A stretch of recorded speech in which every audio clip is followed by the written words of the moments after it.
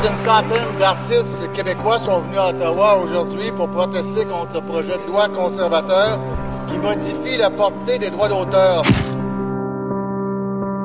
C'est un geste sans précédent de solidarité de la part des artistes créateurs et on est très, très heureux d'être là.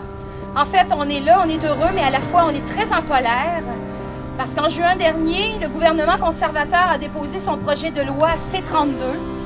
Ce projet de loi détruit en quelques lignes ce que des générations d'artistes et de politiciens qui croient en la culture ont mis des années à bâtir.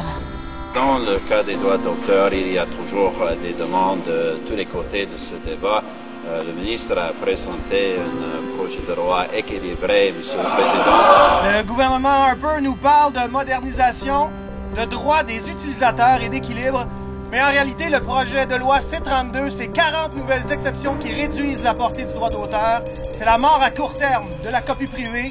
Et c'est une carte blanche pour les fournisseurs de services Internet qui tirent profit, ne l'oublions pas, de l'utilisation de nos œuvres. On a écouté nos artistes, Monsieur le Président, qu'on a fait nos consultations sans précédent sur notre projet de loi C-32, Monsieur le Président. On a écouté. Je pense qu'il serait temps qu'on explique à Moore qu'il est ministre du patrimoine et non pas d'industrie et commerce. Et c'est ça son problème. Je pense qu'il n'a rien, il ne comprend rien de ce que vivent les créateurs. Et l'appauvrissement qu'il leur fait est un mépris total. Et plus vous appauvrissez les créateurs, plus vous appauvrissez la société au complet. Alors, voici ce que j'ai dit à James Moore tout à l'heure dans son bureau. Quand tu graves, c'est grave. Un CD copié, c'est un CD que t'as pillé. Puis ça, ben, c'est le décès des créateurs. Crée-moi. Toute peine mérite salaire, mais ça a l'air qu'il y en a qui n'ont pas de peine à me voler le mien. C'est comme si on disait à des étudiants, tu vas faire un examen, mais t'auras pas de notes. C'est comme si on disait à des politiciens, tu vas faire une élection, mais t'auras pas de vote. Ah non, non, non, ça marche pas de même, mais le système de nos jours, c'est le système tu payes pour. Tu payes quand tu vas au cinéma voir un film dont tu te souviendras pas. Tu payes quand tu choisis un Tinami à Star Apoplexie puis à Love Story.